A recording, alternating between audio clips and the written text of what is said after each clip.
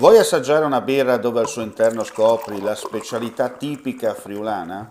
Lumi Beer, il prodotto ricavato in 20 ettari di terreno coltivato orzodistico, biodiversità, performance ambientale. Lumi Beer nelle sue 5 versioni disponibili, 4 per consumo veloce e dissetante e la versione Magnum per intenditori. Lumi Beer si abbina a qualsiasi palato. Lumi Beer è un prodotto esclusivo Azienda Agricola Pancera, il buon seme, i buoni frutti.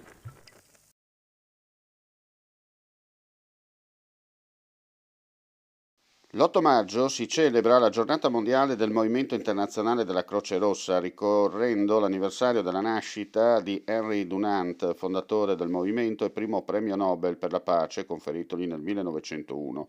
In tutto il mondo oggi si festeggia l'opera gratuita di milioni di volontari e anche quest'anno la regione Friuli Venezia Giulia e molti comuni espongono sulle loro sedi la bandiera della Croce Rossa a significare simbolicamente il legame tra questo ente, il Friuli Venezia Giulia e le istituzioni.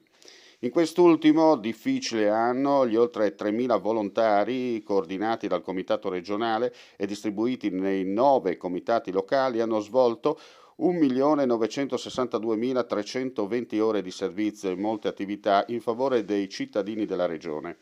Il personale è infatti operato nel soccorso sanitario, nell'intervento sociale, nella presenza nei centri contumaciali per ospiti Covid positivi.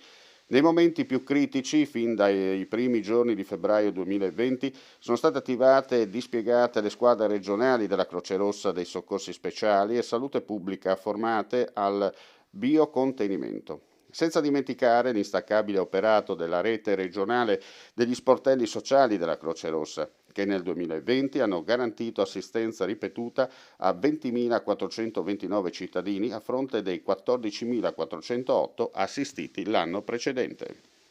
Claudine, locale per palati fini e buongustai, dove si mangia, si beve e si respira bird, Collio e Quay.